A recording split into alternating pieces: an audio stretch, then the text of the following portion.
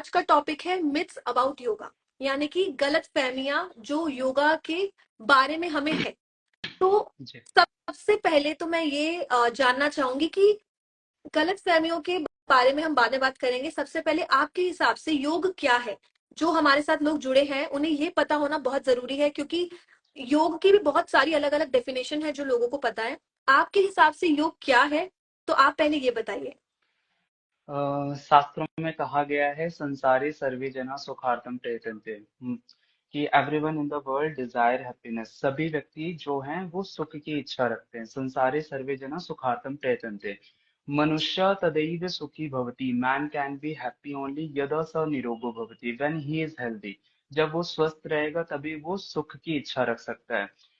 यो मनुष्य रुग्णो वर्तते, the person who is sick स कथमपि संसारस्य सुखम अनुभवितुम न कर्तुम शक्नुवन्ति।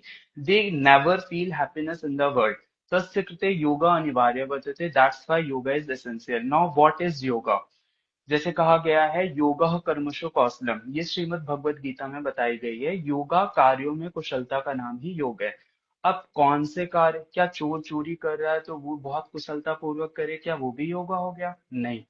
जो भी ईश्वर कृत कार्य कर रहे हैं, हम परोपकार के कार्य कर रहे हैं, हम वो सब योग के अंतर्गत आते हैं।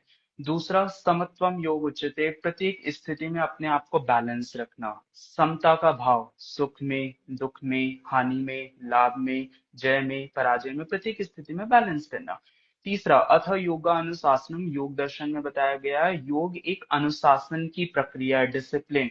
कब सोना है, कब जगना है, कब खाना है, कितना खाना है, क्या क्या चीजें हैं, आपका आहार विहार काफी मैटर करता है इसमें। साथ ही साथ योग चित्त वृत्ति निरोध। चित्त की वृत्तियों का निरोध भी योग है। कि आपके माइंड में जो भी विचार चल रहे हैं उस पे आपका कंट्रोल पावर होना, वो भी योग है।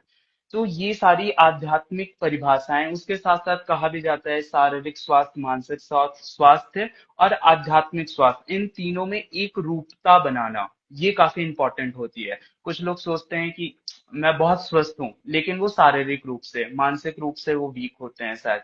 कुछ लोग शारीरिक रूप से अच्छे होते हैं, मानसिक रूप से भी अच्छे होते हैं, लेकिन आध्यात्मिक रूप से अच्छे नहीं होते हैं।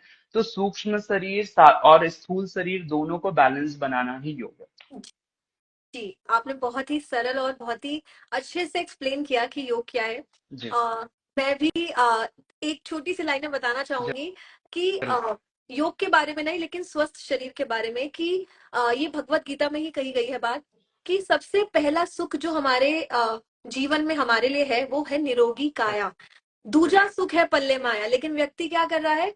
दूसरे सुख की तरफ पहले भाग रहा है। वो माया के पीछे भाग रहा है, वो पैसा कमाना है।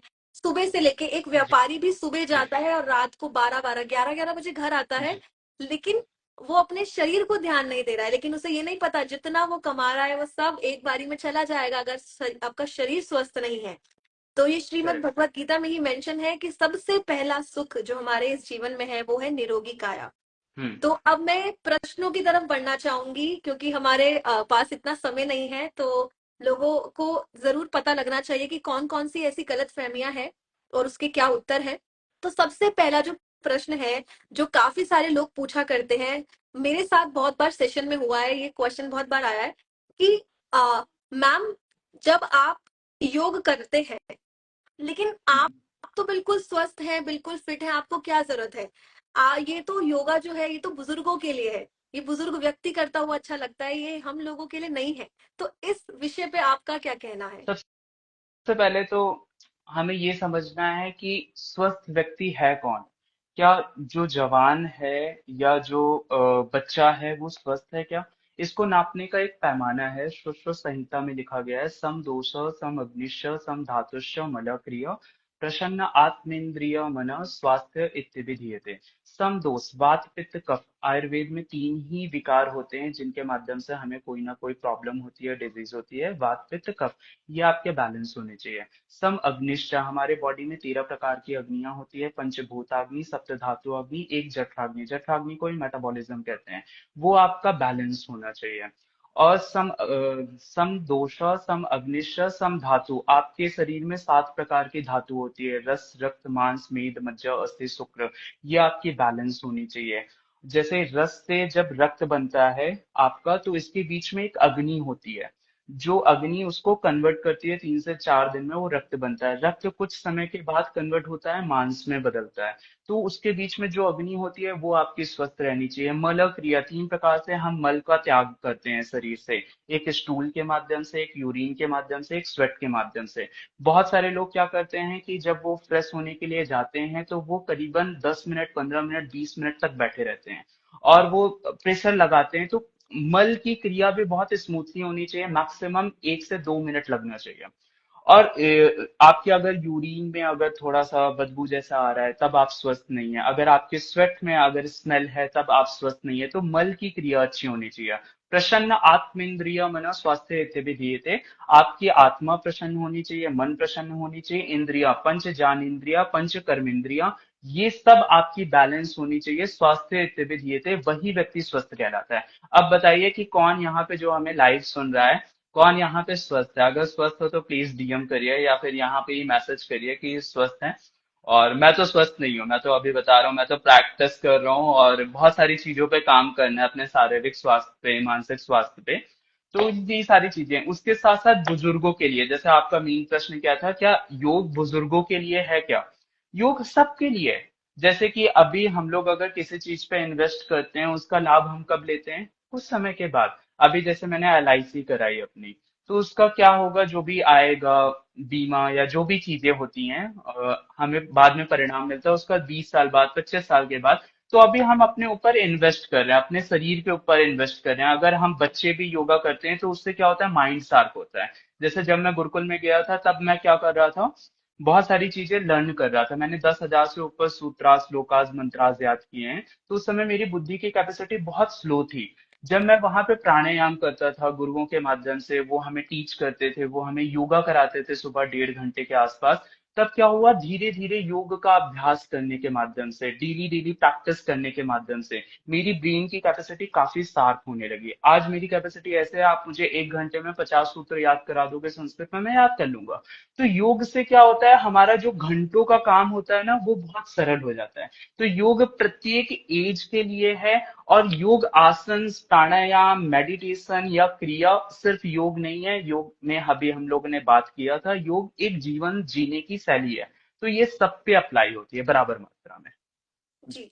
तो जी। जैसे कि आपने बताया कि जो योग है वो हर उम्र का व्यक्ति कर सकता है, मैं जी। सही कह रही हूँ? जी। करेक्ट। तो एक बच्चे से लेकर, अगर एक बच्चा मुझे लगता है अगर छोटी उम्र से योग कर रहा है, उसको कई फायदे हो सकते हैं। वो शारीरिक रूप से स्वस्थ होगा, करेक्ट। मानसिक रूप से स्वस्थ होगा, उसकी जो स्टडीज है वो उसमें इतना शार्प हो जाएगा कि वो स्कोर अच्छा कर सकता है, और साथ ही करेक्ट। साथ वो भविष्य में उसको एज अ करियर भी चूज कर सकता है योग फील्ड में, है ना? तो उसके लिए तो बहुत सारे बराबर। ऑप्शंस हैं अगर वो बचपन से एक व्यक्ति योग करता है, एक बच्चा योग करता है।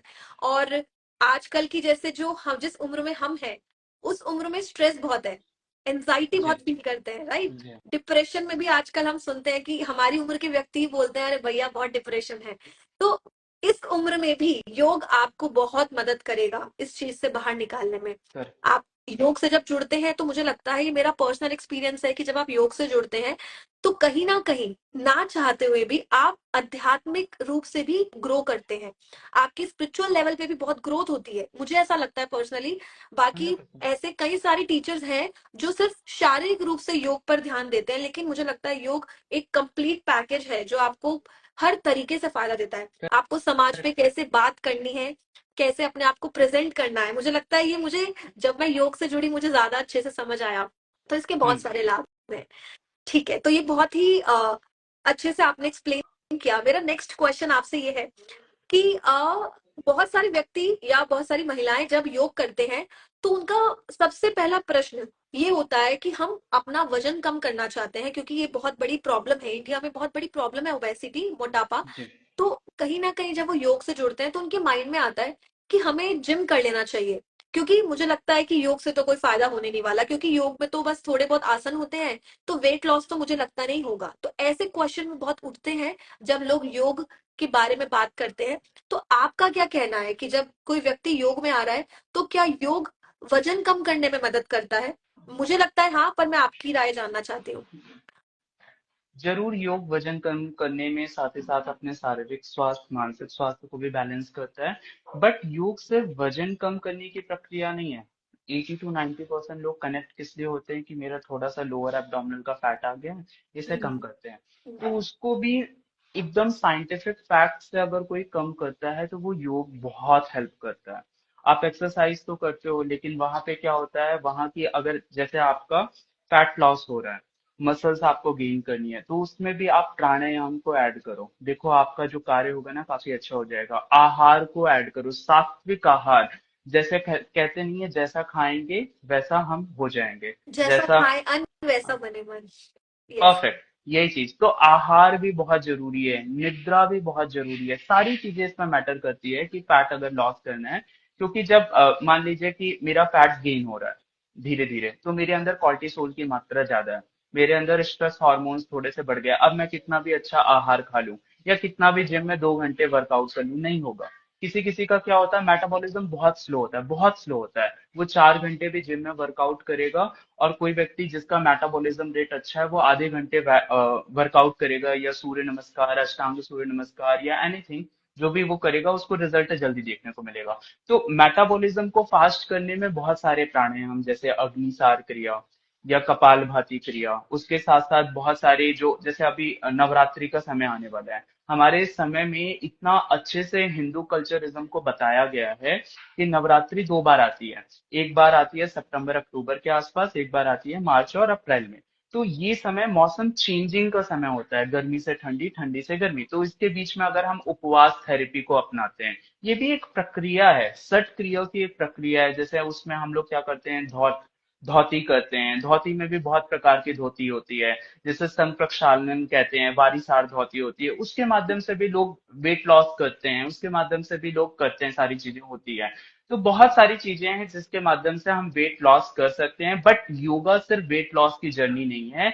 योग एक, जैसे आपने कहा, इसमें हम कैरियर बना सकते हैं, हम इसमें जो एक जीवन का परम लक्ष्य है, जैसे कहा गया है श्रीमद् भगवद गीता के 18वें अध्याय के 66वें श्लोक में, सर्वधर्मान परित्यज्य माम एकम शरणम व्रज, अहम सर्व पापेभ्यो मोक्षयिष्यामि मा शुचः। तो मोक्ष की प्राप्ति के लिए जो एक रास्ता गया है वो योग से होके गया है। क्योंकि योग सबसे बड़े, जैसे श्री कृष्ण जी ने और क्या कहा है, तपस्विभ्यो अधिको योगी जानिभ्यो अपि मतोधिका कर्मिभ्यश्च अधिको योगी तस्माद् योगी भव अर्जुन। तपस्वियों से भी श्रेष्ठ होता है योगी, ज्ञानियों से भी श्रेष्ठ होता है योगी, कर्मियों से भी श्रेष्ठ होता है योगी। इसलिए हे अर्जुन तू योगी बन। उसको ये नहीं कहा कि तू सन्यासी बन, उसको ये नहीं कहा योद्धा बन, योगी बन, योगी बन। हर जगह योगी की बात आती है। तो योग से फैट लॉस 100% होता ही होता है, लेकिन सिर्फ फैट लॉस की प्रक्रिया योगा नहीं। यही मैं कहना चाहती हूँ कि योग में जो वेट लॉस है वो एक पार्ट है, उस वो करेक्ट। फायदा तो आपको मिलेगा, लेकिन उसके साथ बहुत सारे फ्री में आपको और भी बहुत सारे बेनिफिट्स मिलने वाले हैं। हम्म। तो जरूर। अभी जैसे आपने एक पॉइंट और बोला कि श्री कृष्ण ने अर्जुन को बोला योगी बन। जी। मुझे ऐसा लगता है कि जब कोई व्यक्ति को योगी बनने के लिए बोला जाता है, जैसे हम भी इस क्षेत्र में हैं, तो जब हम बोलते हैं कि बताते हैं कि हम एक योग इस फील्ड में है, हम योगा करते हैं, तो लोगों के मन में आता है कि आप ये क्यों कर रहे हो, आप तो योगी हो, आप वो क्यों कर रहे हो, आप तो योगी हो। योगी खाली इन वस्तुओं से नहीं बनता है, योगी यहाँ से बनता है। आपको क्रोध आता है और आपने उस क्रोध पे नियंत्रण पा लिया तो आप योगी हैं। उसके लिए जरूरी नहीं है आपको आसन करना है। और एक हम्म। गृहस्थी भी, गृहस्थ में रहकर भी एक व्यक्ति योगी बन सकता है। जरूरी नहीं है कि आपको पूरे घर को छोड़कर, अपने पूरे गृहस्थ जीवन को छोड़कर पहाड़ पर बैठकर, जंगलों में बैठकर तपस्या करते हुए आप योगी हैं, तो वो हम्म। योगी नहीं है। करेक्ट। और श्रीमद् भगवत गीता में एक जो सही मायने में योगी है वो वही है जो गृहस्थ जीवन में रहकर योग को अपने जीवन में अपना रहा है, वही एक योगी है। हाँ, सबसे बड़ा आश्रम भी श्रीमद् भगवद गीता में गृहस्थ आश्रम ही बताया गया है। हम्म।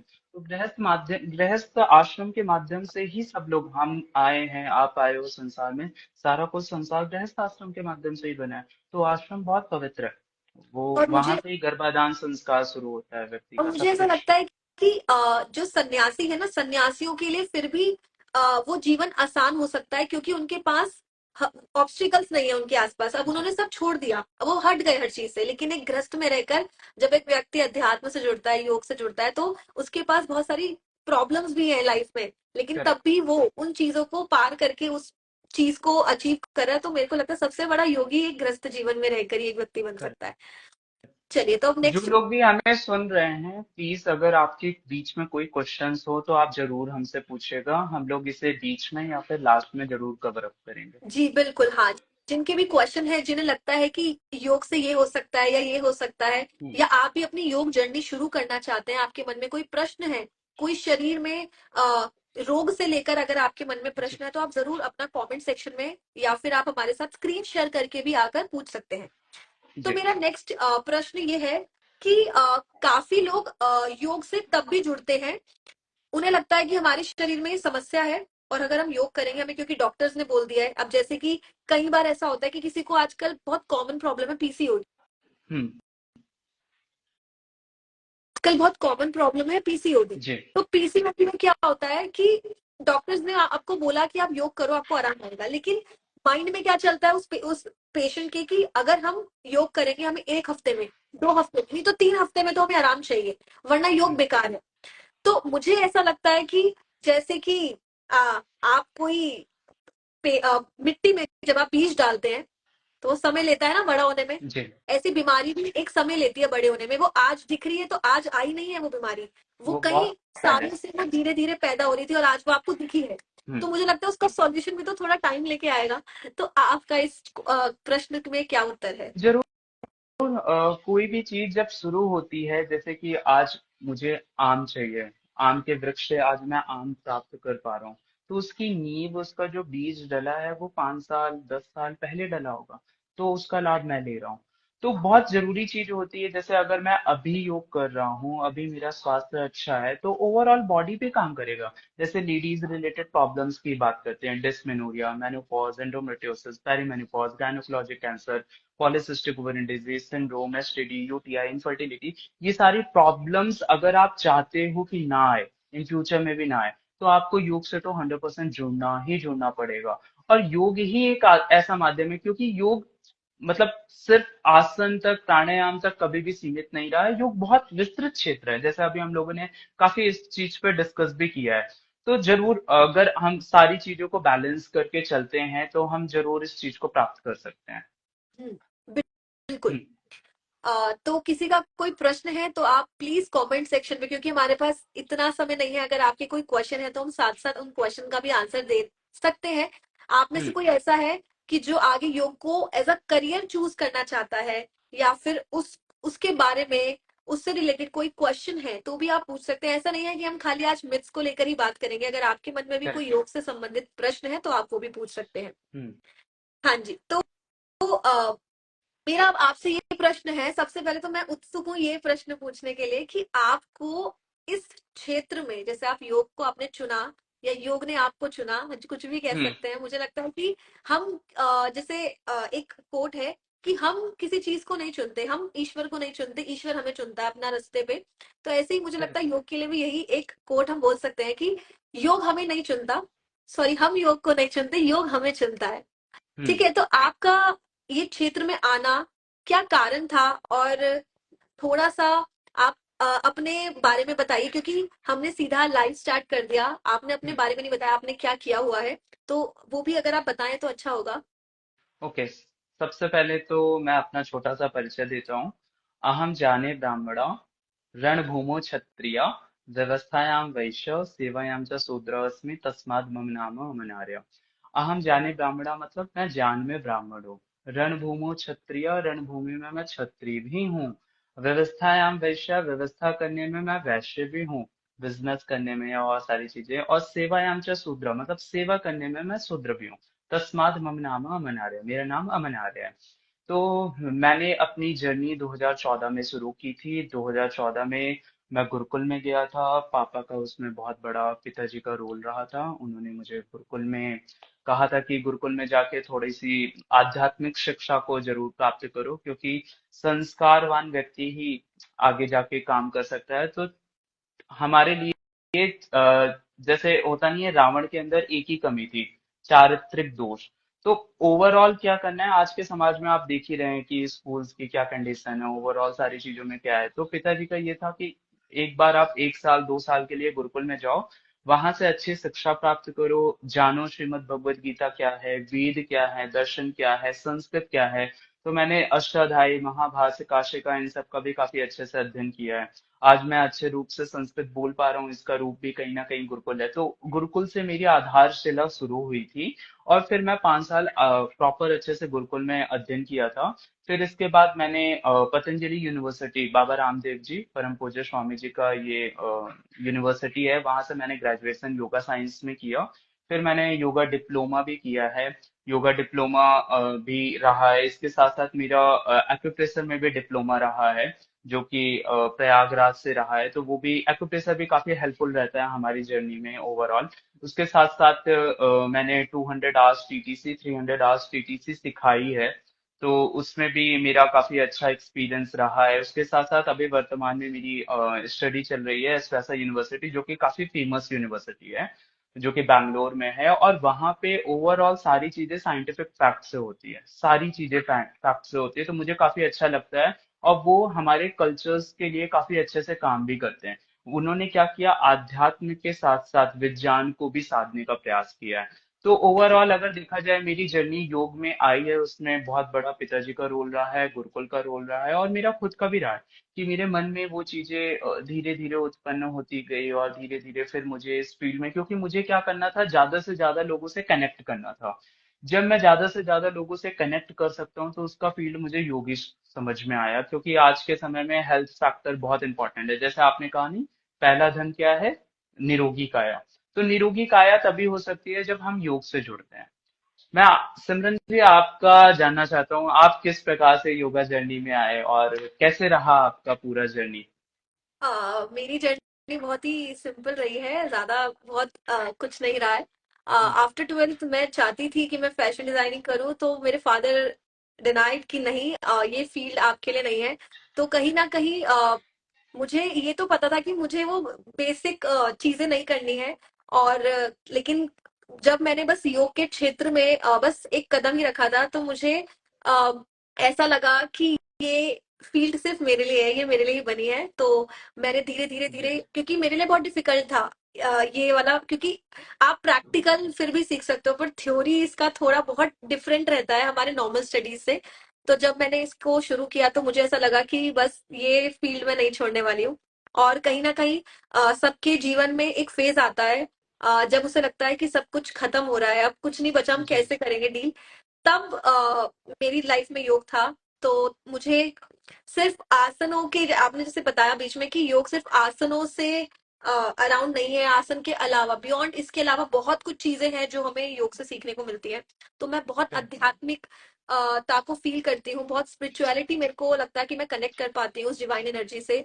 और मैं बहुत वो गुस्सा आपकी करती थी। नॉलेज से वो आपके नॉलेज से भी समझ में आता है, काफी अच्छी नॉलेज है आपकी। तो आपसे जब बात होती है, हिंदी इंग्लिश सारी चीजें मिक्स रहती है, जिस तरीके से योग को आप जिस तरीके से प्रेजेंट करते हो, या आपकी योगा की रील के माध्यम से एग्जैक्ट जो आप पॉइंट बताते हो, काफी अट्रैक्टिव रहता है। और जैसे लगता है कि कोई एक पढ़ी लिखी, मतलब कोई, मतलब सारी चीजें आपने अध्यात्म को भी अच्छे से समझा है, विज्ञान के साथ साथ एनाटॉमी फिजियोलॉजी भी आप ऐड करते हो। तो काफी अच्छा लगता है वो सारी चीजें जान के।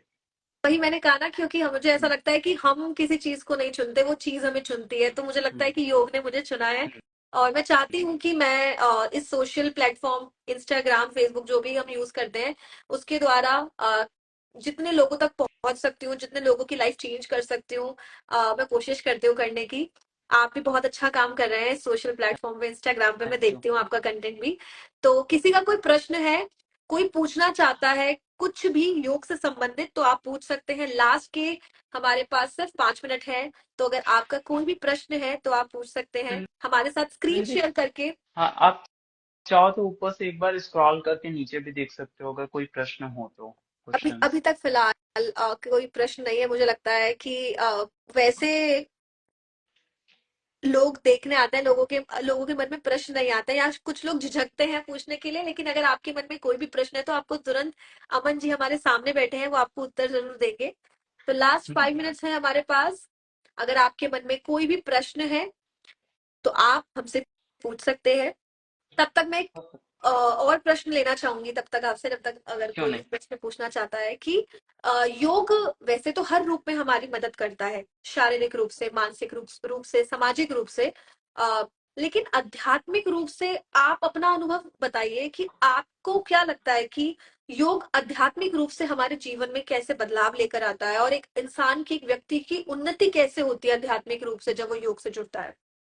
सबसे पहले हमें इसे समझना है कि सारी चीजें ना मन से कनेक्ट होती है।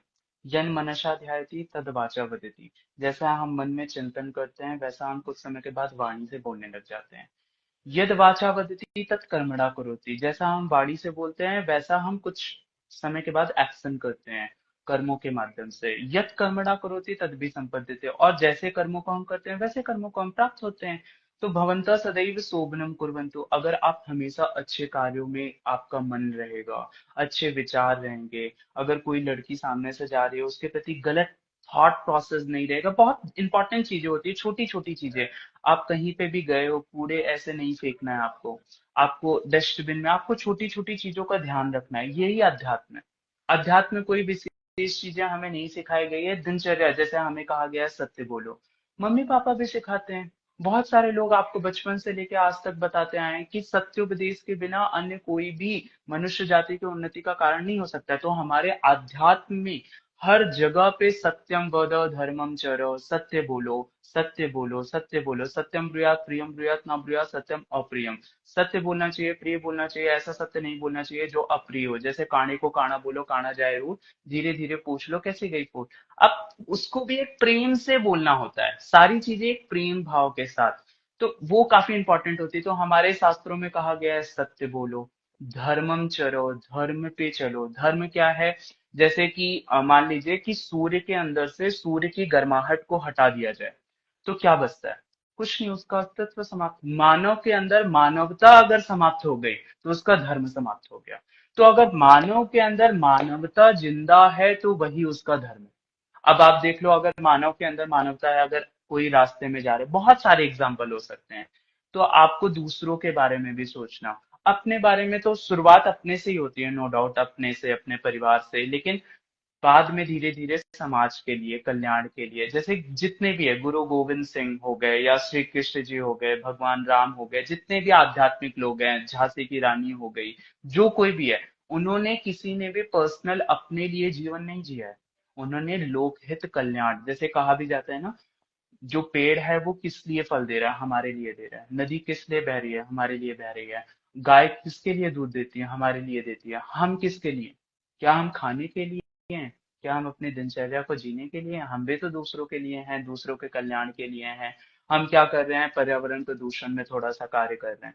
तो क्या हमें कुछ कुछ चीजें, जैसे अगर हम धर्म के कार्य करें, कुछ प्लांट्स लगा दें, कुछ वैसी चीजें कर दें, किसी को खाना खिला दें। शिक्षा, शिक्षा दान सबसे दान सबसे बड़ा, विद्या दानम सर्वदानम प्रधानम अस्ति। विद्या का जो दान होता है वो सभी दान में प्रधान होता है। जैसे अभी आप हो, आप योग की शिक्षा दे रहे हो और 50 लोगों को आपने तैयार किया, आगे की वो 50 लगभग 150, 200, 300 लोगों को तैयार कर रहे हैं। काफी इंपॉर्टेंट होता है। तो वो क्या हो रहा है, पीढ़ी दर पीढ़ी या व्यक्ति दर व्यक्ति वो धीरे धीरे बढ़ती जा रही है।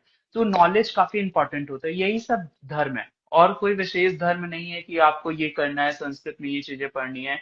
बस मानवता अगर आपके अंदर जिंदा है तो आप धार्मिक व्यक्ति हो। तो मतलब कि अगर आप अध्यात्म से जुड़ना चाहते हो तो सबसे पहले आपको अच्छे कर्मों की पूंजी को अपनाना पड़ेगा जीवन में, तो कहीं ना कहीं आप अपने आप ही आध्यात्मिकता की ओर बढ़ जाएंगे। खाली हम्म। नाम जपना, आप दूसरों का दिल दुखा रहे हो लेकिन आप राम राम राम राम कर रहे हो, तो वो भी अध्यात्म अध्यात्म नहीं है। करेक्ट। लोगों को लगता है कि हम नाम जप कर रहे हैं लेकिन हम बुरे काम कर सकते हैं, गलत काम कर सकते हैं, तो वो हमें अलाउड है, बट वो नहीं है। तो लोगों को ये समझना चाहिए कि अच्छे कर्म की अगर हम पूंजी अपनाते हैं जीवन में तो ईश्वर तो ऐसे ही प्रसन्न हो जाएंगे हम्म। हमसे। और ऑलवेज माइंड में जैसा आप सोचते हो ना वैसा धीरे धीरे हम बनते जाते हैं। यथा भावो तद भवति। तो भाव हमेशा पवित्र रखना चाहिए। जैसे बहुत सारे व्यक्ति हैं, मैं 100% गारंटी देता हूँ कि जो नाम जप भी करते हैं ना, राम राम राम राम, एक महीने के बाद, एक महीने के बाद उसमें चेंजेस आएगा, क्योंकि राम जी का नाम बहुत पवित्र है, बहुत पवित्र है। किंचित रूप में ही अंतर पड़ेगा। जैसे कहा जाता है, जो आप मन से सोचते हो ना इसका भी आपको फल मिलता है, लेकिन जो कार्य से करते हो वो 1000 गुना ज्यादा बेनिफिट देती है। जैसे मैं सोच रहा हूँ मुझे 1000 लोगों को भोजन कराना है, 1000 लोगों को भोजन मतलब जो गरीब असहाय लोग हैं जो भोजन नहीं प्राप्त कर पाते हैं, और मैं सोच रहा हूँ मुझे इसका भी फल मिलेगा। लेकिन अगर मैं इसे क्रिया में तब्दील कर दे रहा हूँ, मैं सही में 1000 लोगों को खाना खिला दे रहा हूँ, तो मुझे इसका 1000 गुना ज्यादा फर्क मिलेगा। तो नाम जप करने से भी, क्योंकि मन में जो आप सोचते हो ना उसका फर्क पड़ता है, लेकिन वो बहुत किंचित मात्रा में पड़ता है, बहुत किंचित मात्रा में। लेकिन क्रिया में वो धीरे धीरे धीरे धीरे धीरे धीरे डेवलप होता जाता है, होता जाता है, होता जाता है। तो नाम जप भी काफी इंपॉर्टेंट होता है। नाम जप के साथ क्रिया, ये नहीं कि नाम में, जैसे बहुत सारे आज के समय में पंडित भी हैं, कहने के लिए पंडित हैं या मौलाना है। मैं पंडित को ही दोष नहीं दूंगा, हमारे आजकल टीवी चैनलों के माध्यम से हमें भरा जाता है कि ये चीजें ऐसे है। तो बहुत सारे मौलाना भी हैं, बहुत सारे वैसे अदर धर्म के लोग भी हैं। धर्म तो वैसे एक ही होता है जो मानवता है, लेकिन अदर मजहब के लोग भी हैं। वो सबके अंदर भी अगर मानसिक रूप से सही चीज, सही भावना रहती है ना, तो वो कार्य जरूर होता है, धीरे धीरे क्रिया में आने लगता है। तो शुरू तो नींव तो वहीं से डलती है। आपका क्या बिल्कुल। सोचना है इसमें? मुझे ऐसा लगता है जैसे मैं प्रेमानंद जी को बहुत सुनती हूँ, तो कहीं हाँ। पे एक मैंने उनकी बात मुझे बहुत अच्छी लगी कि आप जो नाम जप करते हैं ना, याद को याद से काटते हैं। अगर हमारे मन में किसी विचार को लेकर बहुत दुविधाएं हैं, हम कहते हैं कि हमें स्ट्रेस है उस बात को लेकर, फलानी बात को लेकर, लेकिन अब वो भी एक याद ही तो है। हम एक थॉट दिमाग में लगाकर बैठे हैं और बार बार उसको प्रोसेस कर रहे हैं, सोच रहे हैं। तो लेकिन अगर हम नाम जप करते हैं तो वो याद से याद काट देते हैं। हम उस करेक्ट। सांसारिक विचार को हटाकर ईश्वर का नाम जब जपते हैं, तो धीरे धीरे हमारा संसार की जितने भी विचार हैं जो हमें परेशान करते हैं, दुख पहुंचाते हैं, वो सब हटने लग जाते हैं और नाम हमारे भीतर समा जाता है। तो नाम जप की महत्वता बहुत है। मैं तो सुनी सुनाई बात नहीं कहूंगी, मेरे जीवन में नाम जप ने बहुत बदलाव लेकर आया। तो मुझे लगता है कि नाम जी। जप हर व्यक्ति को करना चाहिए। और नाम जप ऐसा नहीं है कि आपको नहा धोकर कहीं बैठकर माला लेकर करना है। नाम जब एक व्यक्ति कहीं भी कर सकता है। आप अपनी माँ को जब बुलाते हैं, आप कहीं भी बैठकर बुला सकते हैं। एक बच्चा जब वॉशरूम में बैठा होता है, तो वो अपनी माँ को वहां पे भी आवाज मार लेता है कि मम्मी मैं यहाँ पर हूँ। वो जब अपनी माँ माँ का नाम कितना पावन होता है, कितना पवित्र होता है। तो हम्म। प्रभु भी तो, ईश्वर भी तो हमारे माता पिता ही हैं। तो मुझे जी। लगता है कि आप कहीं भी किसी भी अवस्था में, आप दुख में हो, आप सुख में हो, आप नहा रहे हो, आप खा रहे हो, आप खाना बना रहे हो, अगर आप खाना बनाते हुए नाम जप करो तो वो खाने की जगह प्रसाद बन जाएगा। करेक्ट। अगर आप खाना यही खा रहे हो। चीज यही चीज मैं ना, जब पहली बार मैं अभी गया था गुरुद्वारे में, तो एक सरदार जी मुझसे मिले कि उन्होंने कहा कि लंगर जरूर चख के जाना। मैंने वहां पे पहले से ही डिनर कर रखा था, मैं गया था रात के समय। तो उन्होंने मुझसे कहा लंगर जरूर चख के जाना, गुरुवाणी को जपते हुए बनता है। तो वो सही, आप सही कह रहे हो कि वो प्रसाद बन जाता है। जैसे बहुत सारे जगह पे एक बार क्या हुआ था, प्रसाद आया था, बचपन की बात है गुरुकुल में, तो मुझे लगा कि यार ये थोड़ा सा खराब हो गया है। तो उस समय मुझे गुरुजी ने कहा कि अगर ये खराब भी है ना, इसके अंदर ये एनर्जी है, क्योंकि ये प्रसाद के रूप में है, ये आपके शरीर राइट। में जाके आपको दिक्कत नहीं देगा। तो ये बात एकदम सही कही। और जैसे योग दर्शन में भी कहा गया है, तस्य वाचका प्रणव, उस ईश्वर का जो वाचक है वो प्रणव है। तद जपस तदर्थ भावनम, जैसा हम जप करते हैं तदर्थ भावनम, वैसा ही अगर हम भाव चिंतन मनन करने लग जाएं, तो हमें उसका 100% फायदा मिलता है।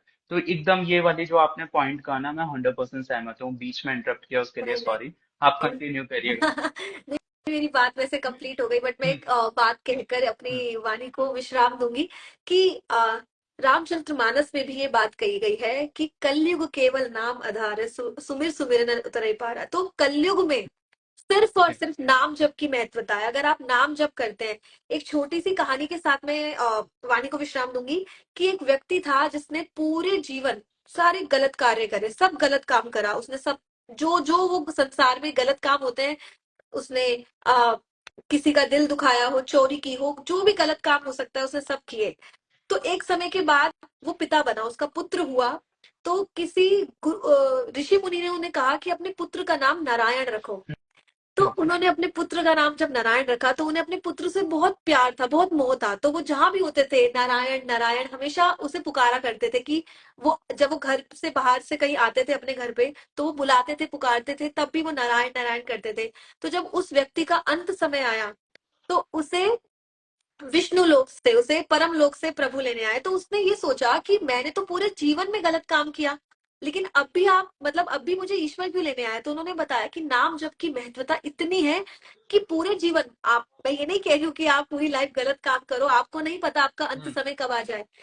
हो सकता है मैं अभी आपसे बात कर रही हूँ, एक पल दूसरे पल ही मैं ना रहूं, तो मुझे नहीं पता मेरी श्वास आखिरी कब चल रही है, लेकिन तभी कहा जाता है कि हर श्वास में आपको सिमरन करना चाहिए, आपको ईश्वर का नाम लेना चाहिए, कि आपका जब अंत समय आए तो आप नाम जप के साथ जाएंगे तो आपको परम लोक में लेके जाएंगे। फिर हम कितने भी गलत कार्य हो सब भगवान भूल जाता है, क्योंकि वो तो माता पिता है हमारे, तो वो हम्म। हमारी सारी बुराइयां भूल जाते हैं। फिर वो ये देखते हैं कि इसने अंत समय में सब अच्छा कर दिया, तो अब इसको अपने साथ लेके जाऊंगा। इसमें एक श्लोक भी है, सतम विहाय भोक्तव्यम सहस्त्रम स्नानम आचरेत, लक्षम विहाय दातव्यम कोटिम त्यक्त्वा हरिम भजेत। मतलब सतम विहाय भोक्तव्यम, 100, सतम को 100 कहते हैं, 100।